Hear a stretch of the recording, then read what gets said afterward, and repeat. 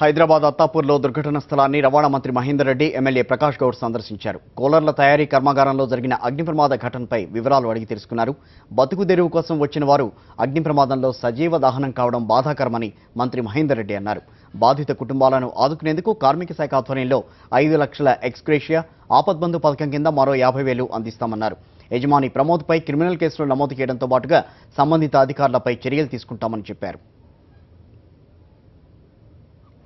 6 మంది చనిపోవడం చాలా బాధాకరం.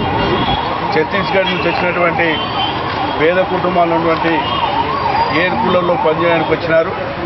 అనుకోకుండా మరి ఖాళీ చనిపోవడం జరిగింది. దీని యజమాని ప్రమోద్ కూడా పరారులో ఉన్నారు. ఇప్పుడే అరెస్ట్ చేసినారు. అతను కూడా పోలీస్ ఆధీనంలో ఉన్నారు. ఇప్పుడే పోలీస్ అధికారులు అడిగి తెలుసుకున్నాం. వారి మీద సీరియస్ యాక్షన్ తీసుకోమని చెప్తున్నాం. వీరికి కూడా లేబర్ డిపార్ట్మెంట్ నుంచి కూడా 5 లక్షలు కూడా వస్తాయి వాళ్ళ కుటుంబాలకు.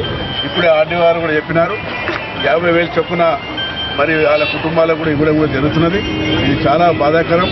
మరి ఇంత పెద్ద ఎత్తున మరి ఈ విధంగా 6 మంది చనిపోవడము చూస్తే చాలా అధ్వాన పరిస్థితిలో ఉన్నది. ఇది మరి దీని మీద కూడా ఎంక్వైరీ చేసి వారి యజమాని మీద సీరియస్ యాక్షన్ తీసుకుంటాం. దీని మీద ఎవరైతే సంబంధించిన అధికారులు ఉన్నారో నిజంగా కూడా మరి ఇంత పెద్ద ఎత్తున ఈ ప్రమాదం జరగడానికి అధికారులు కూడా మరి చొరవ తీసుకునే పరిస్థితి ఉంటే వాళ్ళ మీద కూడా యాక్షన్ ఉంటుంది.